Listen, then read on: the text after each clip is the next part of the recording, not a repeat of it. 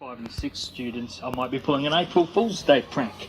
But it's not the case. In fact, it's a quite innovative idea to have these young Aussies at the age of about 10 or 11 talking about things like innovation, inequality, sustainable cities. And gee, Key, I don't know about you, but I certainly wasn't talking about these things when I was in grade 5 and 6.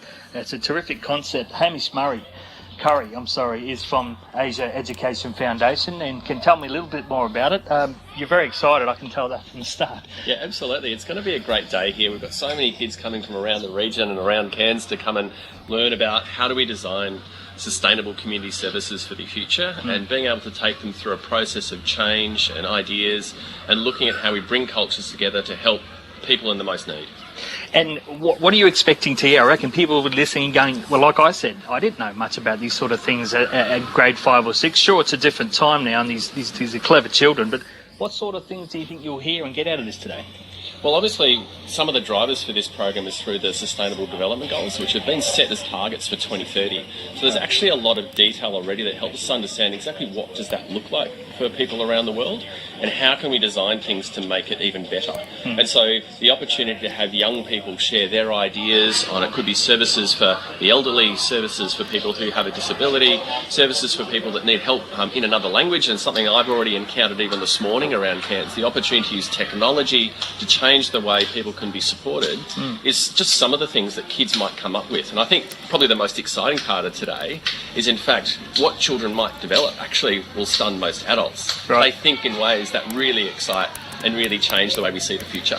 And am I right? I think this is only the second time this has happened for a primary school. Yeah, so the Queensland Department of Education has been fantastic in supporting Asia Education Foundation in developing these programs around the state.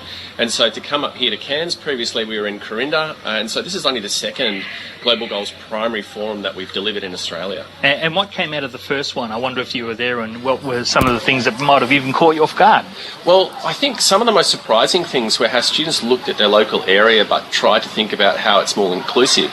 One of the striking stories for me was a group of students who combined with two different schools together, and over the day they designed a multicultural garden for a section of parkland in their local community that was being underutilised, that would actually start with an Indigenous totem in the middle and an acknowledgement there, and that as new cultures would join the community they would come and plant new native species and things that would acknowledge their culture, and it was a way as a meeting point for the community to welcome new arrivals. And I thought, out of the minds of young students, their ability to develop that empathy and understanding of that good kind of intercultural learning was really surprising. Yeah, mate, what were you doing when you were 11? It wasn't that, was it? No, it certainly wasn't. And I think this shows you just how much the world is changing and how much education is really trying to grapple with real-world challenges and problems. And sometimes we think that young children aren't capable of actually handling or understanding these real-world problems, but given a process and given an opportunity to understand these things through the lens of critical and creative thinking, through intercultural understanding and through ethical understanding, they really step up to the mark. And I think we realise that young people already have some deep concerns and some great ideas for how to make the world better. All right, well, let's actually meet some of these young leaders of the future now. I'm here with Riley Stannard. First of all, g'day, mate.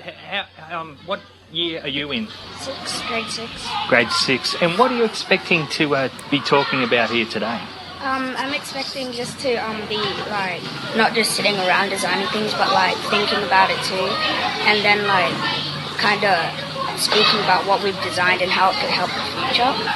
And have you spoken to your classmates about this sort of thing in the weeks leading up to today?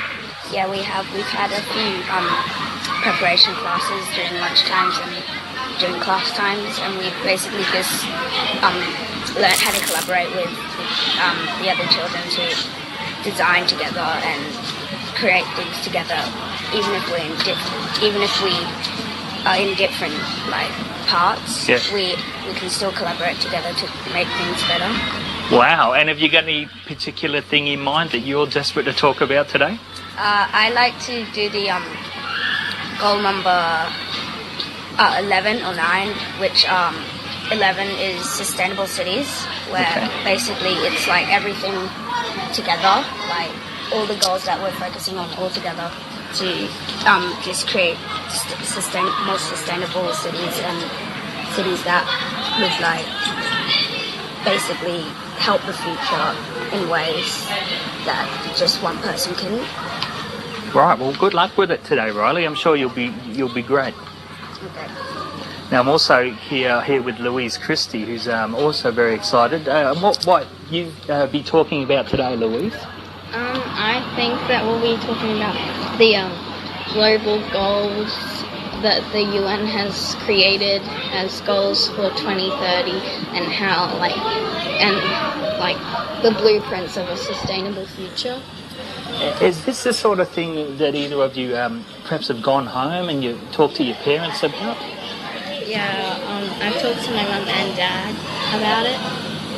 And what do they think when you're coming home talking about global sustainability instead of, I don't know, the picture you drew in class, which is probably what I was talking about as an 11-year-old?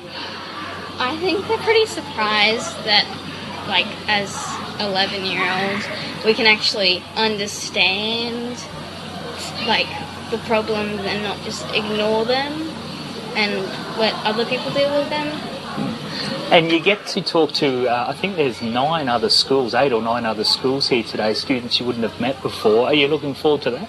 Yeah, I think it'll be really interesting to, like, communicate and create and innovate things with, like, a diversity of students. Yeah. And what happens at the end of the day? Do you sort of write down all your ideas and try to make them happen? What goes on?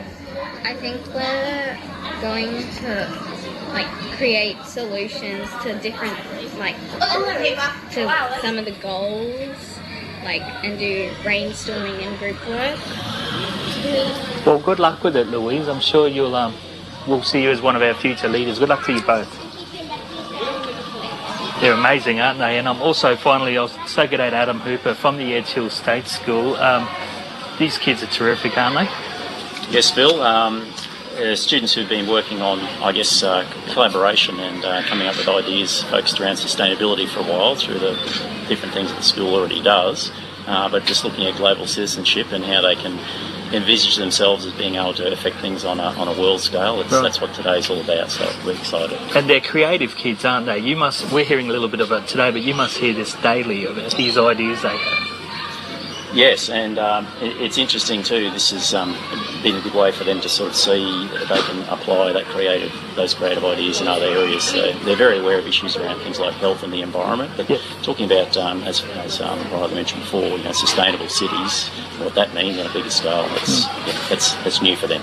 And what do you think of these children? We've got children here from, let's say, Malanda, Places on the Table lands. The insights you might hear today, compared to somewhere like Corinda or Southeastern Corner Place, in such a different environment, do you think that's going to be a healthy addition to the Global Goals Primary Forum? Well, Phil, that's probably one of the most interesting things for me personally to get out of today, because I was lucky enough to witness what happened at Corinda there, and that was, students from all around Brisbane. I suspect a lot of the fundamental, there'll be a lot of fundamental similarities between the ideas and the solutions that the students discuss. Obviously, if you've got a bit more of a rural area, there's a different focus there, but we all have the one environment, the one planet. So, great timing with the bell. Is that the new bell? It sounds like a laser. Hey? Just to make sure everyone's paying attention. Well, it certainly was. Well, look, anything you wanted to add today? What do you really hope, particularly the Edge Hill students, get out of today?